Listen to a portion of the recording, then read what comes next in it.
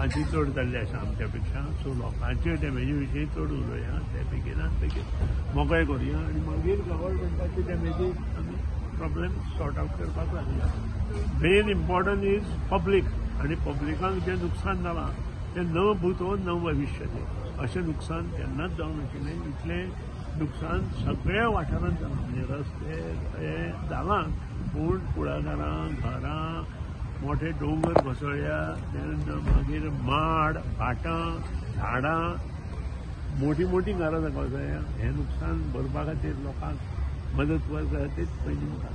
पण हितून सगळे लोकांचें नुकसान जालां तें सगळें डेफिनेटली मुख्यमंत्र्यान सांगलां, एग्रीकल्चर मिनिस्टरान सांगलां आनी हांवूय सांगता की आमी लोकां फाटल्यान लोकांचें नुकसान भरपा खातीर काम करता.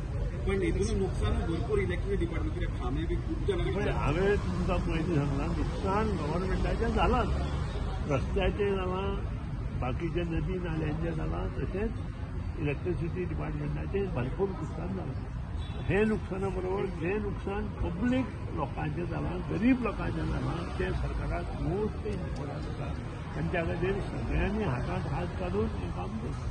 साहेब, तुम्ही अनेकदा म्हटलं ते तन्मार प्रोजेक्ट आहे, पण 90% कंप्लीट झाला म्हटलं. ते केन्ना पर्यंत कंप्लीट? डिसेंबर पर्यंत आमी कंप्लीट करतले. एकातलो बेगिनूच जाय. ना, सुप्रीम कोर्टान ऑलरेडी ताचेर स्टे दिल्लो आसा. सो ताचेर हांव कांय उलयना. ऑलरेडी कोर्टान स्टे दिला आसा. हांव उलयना ताचेर. हांवें सांगलें तुमकां, हांव उलयना ताचेर. डिसेंबर मध्ये कंप्लीट जातलें.